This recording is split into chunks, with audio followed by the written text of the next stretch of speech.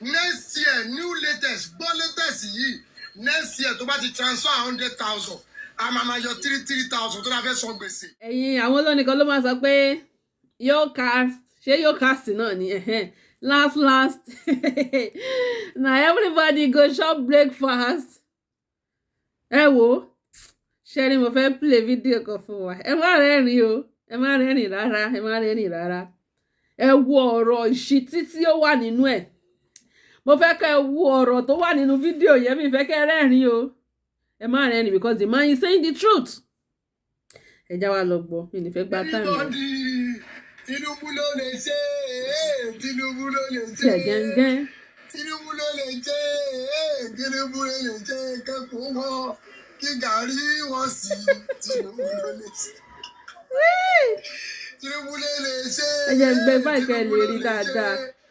tẹ́ẹ̀rí ẹja lò báyìí. Tinubu ló lè ṣe kábàáyé ẹni ẹlẹ́ni jẹ́ kó tún fi hàn Tinubu ló lè ṣe. báyìí wọn tó ti kó lé wọn lọ́wọ́ ẹ sọ fún wọn o ìjìyà ọdún mẹ́jọ lẹ́sìn lẹ́yìn má jẹ́ 8 years ní ohun tí Tinubu máa ṣe fún yín 8 years yín máa pè 8 years máa pè kọ́lẹ̀ tó ṣe 8 years tán ọmọ ẹ̀ṣẹ̀ yìí náà ń bọ̀ ní Lagos State tí bàbá bá ti ń ba ayé yín jẹ́ lókè ọmọ náà máa bà tí ń jẹ́ ń sálẹ̀ ìyàwó náà ọmọ náà máa bà tí ń jẹ́ nínú ọjà ìyàwó náà máa bà tí ń jẹ́ ní House Assembly ìjìyà Tinubu máa bá. ṣé ẹ ti ń gbọ́ báyìí ìyàwó àwọn àbá tí ń jẹ́ ní House of Rep House of Assembly àbí kí lẹ́ ń pè ọmọ Fọláṣadé tó jẹ́ ìyá lọ́jà òun náà máa fún yín nínú ọjà ẹ̀yà ẹ máa sanwó kinní kan ẹ máa sanwó ẹ̀ńgbálẹ̀ ẹ máa sanwó róòdù kinní kan ẹ máa sanwó kinní kan ìwọ̀n tó máa ṣe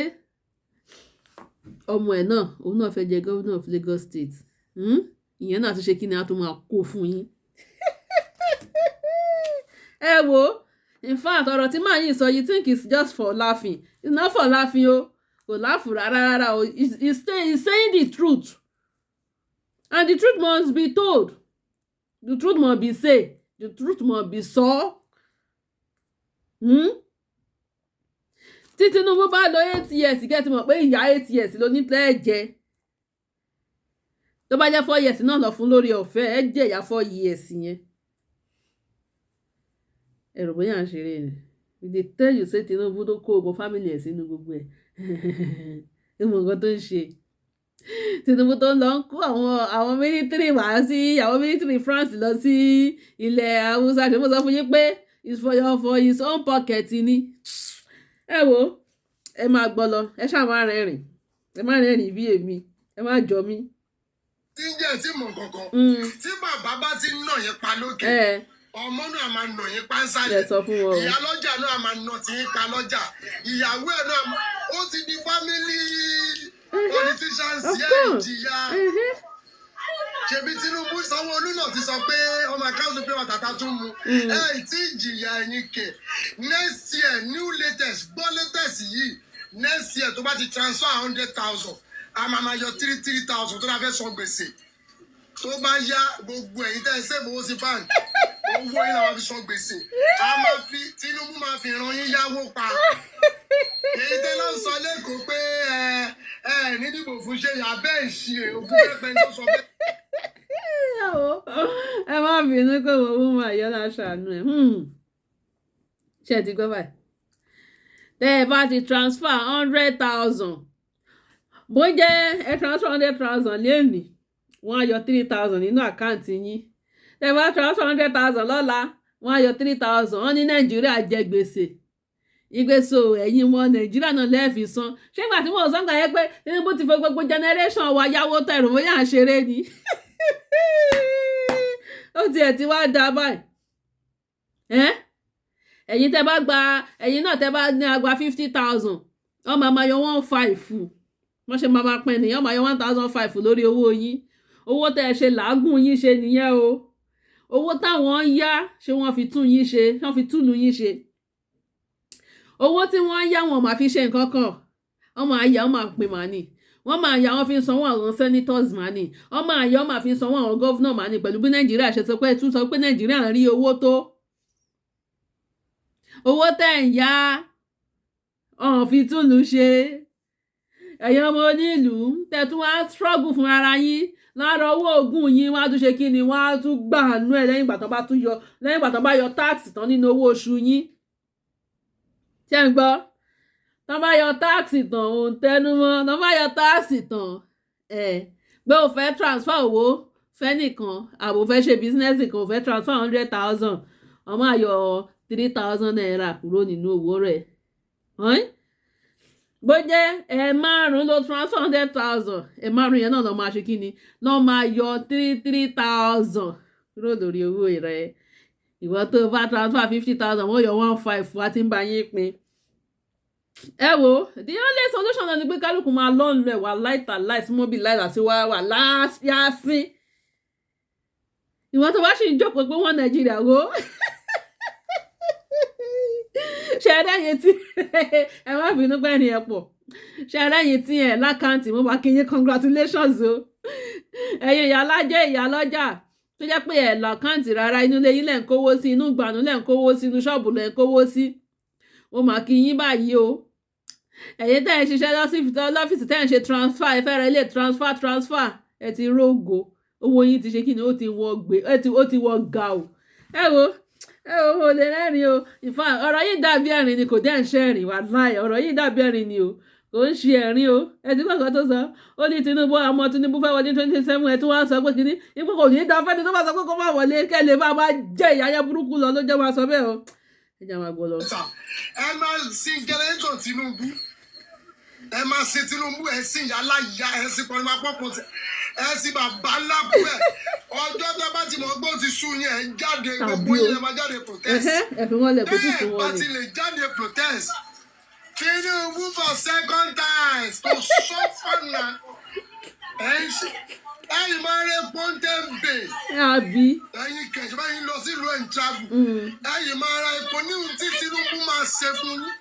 ẹ̀mí yẹn fẹ́ bọ́ kò sí ohun tí Tinubu débẹ̀ tí ó bàjẹ́ rí kò sí mi ò tí ì rí ibi tí Tinubu dé kó má bàyè bẹ̀ jẹ́ ó gbùdù fún kó gbà nǹkan yàn jẹ́ Tinubu is the best governor tó máa gbà president and governor tó máa débi nǹkan tó máa bàjẹ́ gbogbo àwọn tó dẹ̀ fi sí governor ní Lagos State ẹni tí mo lè sọ pé dáńbẹ̀ láńbọ̀dé lẹ́yìn àńbọ̀dé gbogbo ọdún Tinubu síbẹ̀. àńbọ̀dé ọ̀hún ṣé kò lòdì ọdún mẹ́rin ló lóun ọjọ́ ọdún mẹ́jọ ń gbadà ní. wọ́n máa ń bá nǹkan jẹ́ ni ìyẹn Tinubu council pure water ẹ̀rí wọn àwọn ọ̀ka sáwọlé ìwọ̀n àti table water Sanwó-Olú rántí ìgbà tó wá ń bẹ̀bẹ̀ ní mo ṣe tó lọ ń jẹ bọ̀lì kiri ojú títì ó wọlé tó Tinubu condemn pure water. wọ́n ṣe fi yẹ kó mi lómi ọbẹ̀ jẹ. Tinubu for second times Ṣèyí for 2027 Wike for thief. ẹ wo ẹ má bínú pé mo rẹ́rìn àwọn ọ̀rọ̀ kan wà tó bá ti kọjá ipe kí ló ń ṣẹlẹ̀ kí la fẹ́ ṣì sí jáde rí nǹkan tá a fẹ́ ṣe sí òun la máa fi rẹ́rìn ó ní Tinubu for second time ó ní kò síbi tí Tinubu dé tí ò bá bẹ̀jẹ̀ Lagos State tẹrù bóyá Tinubu ń túnṣe gbà náà àpò ara ẹ̀ mà ló ń ṣiṣẹ́ sí àpò ara Tinubu àpò ara ẹ̀ ló ń ṣiṣẹ́ sí o ó yẹ wò nísìn nígbà tó di president náà kọ́ ṣé kì í ṣàpò ara ẹ̀ ló ń ṣiṣẹ́ sí àti family báyìí ẹ̀rí wọn bá mi kó picture gbogbo wọn síbẹ̀ tẹ́tìrì àti ìyálọ́jà ọmọ gbogbo Nàìjíríà pátápátá Afọláṣadé Tinubu ni ìyálọ́jà àwọn house of rep àbí rep of house ìyàwó ló wà nídìí Tinubu wà lọ káàkiri ní tẹ̀lé mo ro fídíò kan ní láàrin bíi oṣù mélòó tí ò ti pọ̀ ọdún kan tí Tinubu ti débẹ̀ ó ti lọ síbi 33 states àbí 33 country jáde ló ti lọ gbogbo àwọn iṣẹ́ tó ti ṣẹlẹ̀ kó tó di pírẹsidẹ́ǹtì tó ti ṣe tó jẹ́ pé nígbà tí ó ti di pírẹsidẹ́ǹtì kò lágbára àti ṣe iṣẹ́ ká kó sápò nìkan bámúbámú ni mo yó gbogbo ẹ̀ tó ti ṣe nígbà yẹn tí ò parí ẹ̀ ń lọ ń parí báyìí ẹ wò ẹ ṣe kí ni ẹ fẹ́ la wọ́n ti mọ̀ pé ọmọ Nàìjíríà tẹ́lẹ̀tẹ́lẹ̀ náà fẹ̀kàn tẹ́lẹ̀ fúnra ara yín fẹ̀kàn kankan fúnra ara yín tẹ́lẹ̀ náà suffering and smiling lẹ́sẹ̀ wọ́n ti mọ̀ pé tí nǹkan bá ti ń dùn yín tẹ́ bá ti pariwo wọ́n bá ti fi sójà léyìn wọn lé ó parí kánúkà tún dáṣẹ́ wín kí ló mú yín tí gbogbo yín ò bọ́ta kí sójà gan wá gan kẹ́ mú kẹ́ pààyàn sójà kẹ́ wá bẹ́ẹ̀ ṣe máa mú àmọ́ tàǹkì wọn kẹ́ wá nǹkan ṣe sí kẹ́ lé gbogbo wọn kàbàkàbà kán wálé ní kẹ́ ṣe bẹ́ẹ̀ fún wọn kán wá lọ́la kẹ́ ṣe bẹ́ẹ̀ fún ọ̀tẹ̀ nífẹ̀ẹ́ wá ń jọ kejì tán bá tún wá ń jọ kejì gan tán máa tún fẹ́ ṣígun ẹ̀yìn gan ṣígun lé wọn ṣùgbọ́n ti Nàìjíríà kọ́ ẹ̀ ní lè ṣe ẹ̀ ní lè bọ́ ọ̀tà kẹ́ ké fún right yín because wọ́n ti fi ebi pa yín ṣe bẹ́ẹ̀ ni tẹ́bí bá ẹni tó bá jẹun yóò ló máa lóun bọ́ ọ̀tà ẹ pé nǹkan tí gọ́ọ̀mẹ̀ntì ṣe fáwọn ò dáa ẹni tí ò bá jẹun yọ àwọn pé kó tó má lọ tí òun bọ̀ òun máa ṣubú dànù nìkan tó ń ṣe fún yín nìyẹn wọ́n fi ṣẹ̀dá yín yáwó wọ́n fi generation yín yáwó ọmọ tẹ́ẹ̀ tí ìbí gan wọ́n tún fi ń yáwó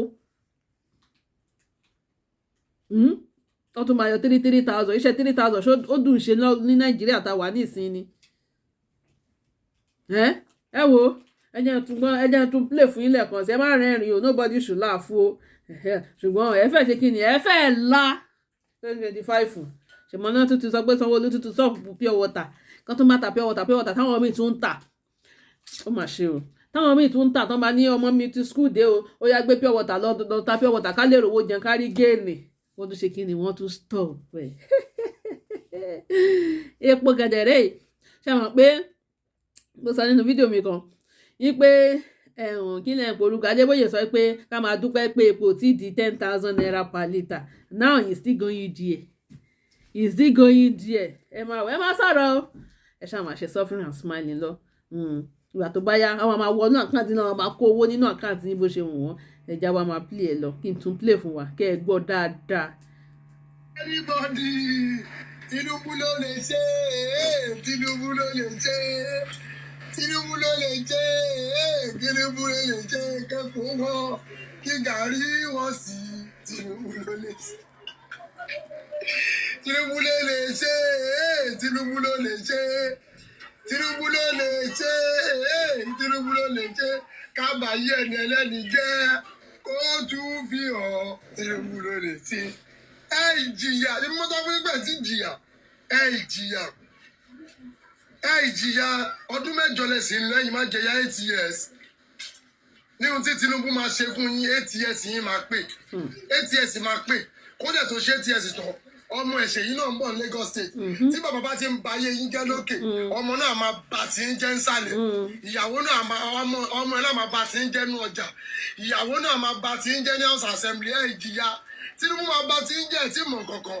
tí bàbá bá ti ń nà yín pa lókè ọmọ náà máa nà yín pa nsàlẹ̀ ìyá lọ́jà náà máa nà tí yín pa lọ́jà ìyàwó ẹ̀ náà ó ti di family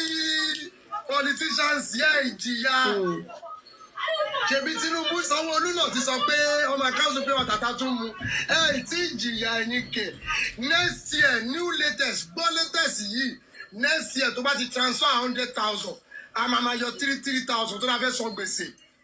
tó bá yá gbogbo ẹ̀yin tẹ́ ẹ save owó sí bank owó yín làwọn fi san gbèsè Tinubu máa fi ràn yín yáwó pa èyí tẹ́lá ń sọ lẹ́kọ̀ọ́ pé ní dìbò fún ṣe abẹ́ ìṣirè ògùn fẹ́ pẹ́ tó sọ bẹ́ẹ̀ sà ẹ máa sin gẹ́lẹ́tò Tinubu ẹ máa sin Tinubu ẹ sin yàrá ìyá ẹ sin pọnimá pọ́pọ́ ẹ sin bàbá ńlá kú ẹ ọjọ́ tó bá ti mọ̀ gbó ti sùn yín ẹ jáde gbogbo yín lẹ máa jáde protest tẹ́ ẹ bá ti lè jáde protest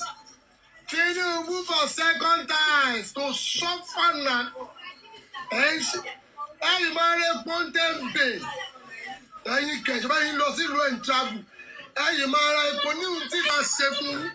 ẹ̀mí yẹn fẹ́ bọ́ kò sí ohun tí Tinubu débẹ̀ tí ó bàjẹ́ rí kò sí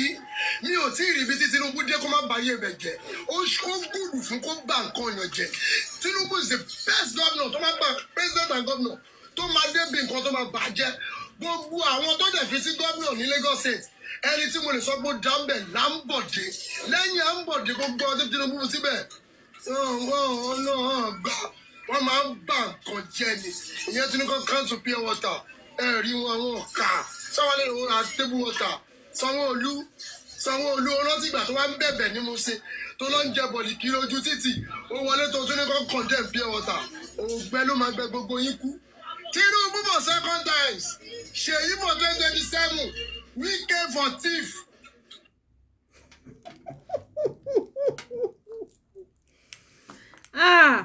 Ó wà ṣe o ṣe ti gbọ́ báyìí wípé gbogbo ìran Tinubu gbogbo wọn pátápátá náà fẹ́ ṣàjẹ́ nínú pírẹsidẹ́ǹtì tó ń ṣe lọ́wọ́ yìí. Ṣèbí àwọn ọmọ ẹ̀ta ṣìdámọ̀